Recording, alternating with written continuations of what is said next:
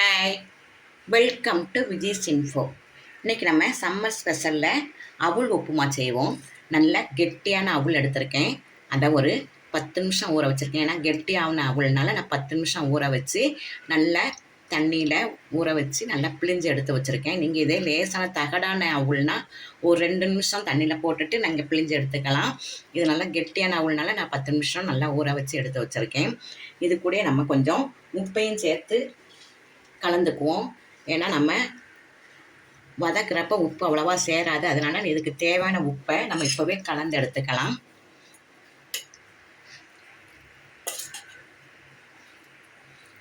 நல்லா தூள் உப்பை நல்லா கலந்து இப்படி வச்சுக்கலாம்.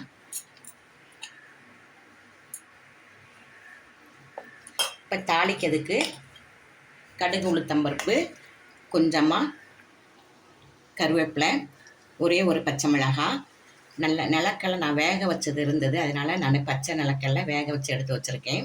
உங்கள்கிட்ட சாதா நிலக்கடலை வறுத்த நிலக்கடலை இருந்தால் கூட போட்டுக்குங்க. அதே மாதிரி ஒரு அரை வெங்காயம், பெரிய வெங்காயம் பொடியாக கட் பண்ணி வச்சுருக்கேன். ஒரு கேரட்டு துருவி வச்சுருக்கேன். தேங்காய் ஒரு ஸ்பூனு. இவ்வளோ தான் நமக்கு தேவையானது. இப்போ நம்ம தாளித்து எடுத்துடலாம். இப்போ ஸ்டவ் பற்ற வச்சு ஒரு கடாய் வச்சுருக்கேன். கடாய் நல்லா சூடாகிடுச்சு. அதில் ஒரு ஸ்பூன் தேங்காய் எண்ணெய் விட்டுக்கலாம்.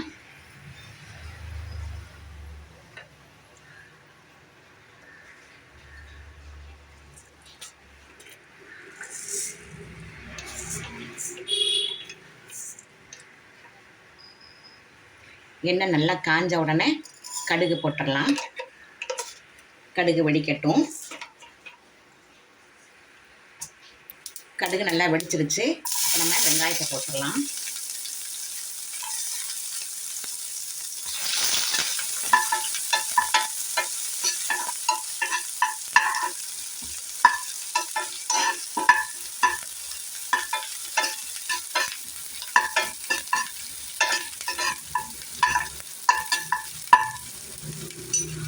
இந்த அளவு வெந்த உடனே நம்ம பச்சை மிளகாவும் கருவேப்பிலையும் போட்டுடலாம்.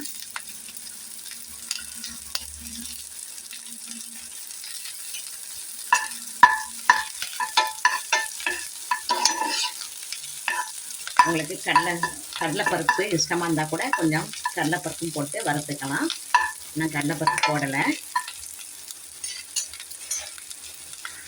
இதுவே நம்ம நிலக்கடலை, கேரட்டு, தேங்காய் எல்லாத்தையும் போட்டுடலாம்.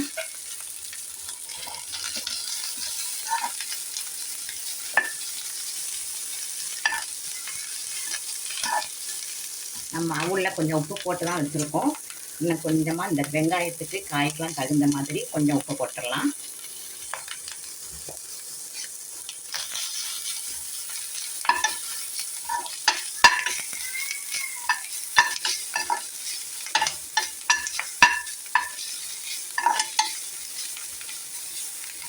போதும் வதங்கினது. இப்போ நம்ம நல்ல 10 நிமிஷம் ஊற வச்சு அவுள் போட்டுடலாம்.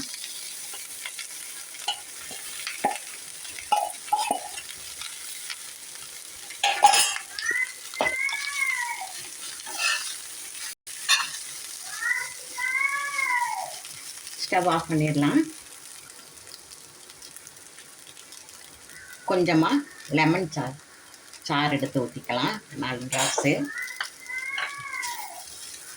இதுவே உங்களுக்கு காரம் இன்னும் கொஞ்சம் வேணும்னா இட்லி பொடியை கூட 2 ஸ்பூன் எடுத்து மேலே தூவிக்கலாம். இன்ட்ரெஸ்டாக இருக்கும் சாப்பிட்றதுக்கு. நல்ல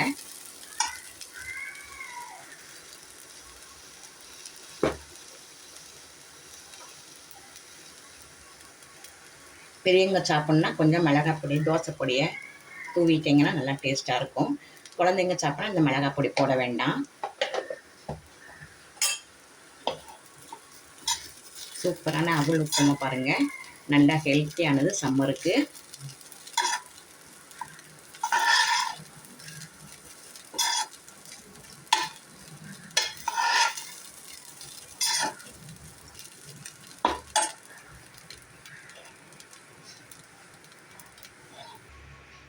அவுள் உப்புமா ரெடி ஆயிடுச்சு. இது கூட நம்ம சூப்பரான ஒரு கேரட்டு சர்பத்து செஞ்சுக்கலாம். இதில் ஒரு கிளாஸில் ஐஸ் க்யூப் போட்டிருக்கேன். நல்ல ஜில்லுன்னு சப்ஜா சீடு ஒரு 2 நிமிஷம் மட்டும் ஊற வச்சா போதும்.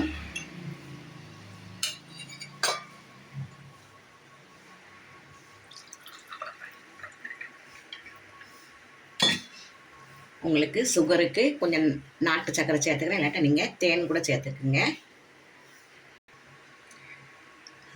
இனிப்புக்கு தகுந்த மாதிரி நான் கொஞ்சம் தேன் விட்டுக்கிறேன்.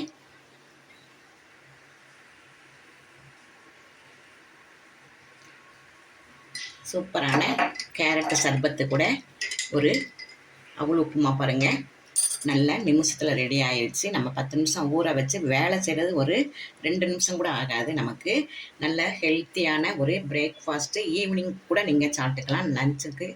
லஞ்சை தவிர நீங்கள் காலைக்கும் நைட்டுக்கும் இதை எடுத்துக்கிட்டிங்கன்னா நல்லா ஃபில்லிங்காக இருக்கும். இந்த ரெசிபி உங்களுக்கு பிடிச்சிருந்தா லைக் பண்ணுங்கள், ஷேர் பண்ணுங்கள், சப்ஸ்கிரைப் பண்ணுங்கள், பெல் ஐக்கானை தட்டி விடுங்க. மற்றும் ஒரு நல்ல ரெசிபி உங்களை சந்திக்கிறேன். பாய்.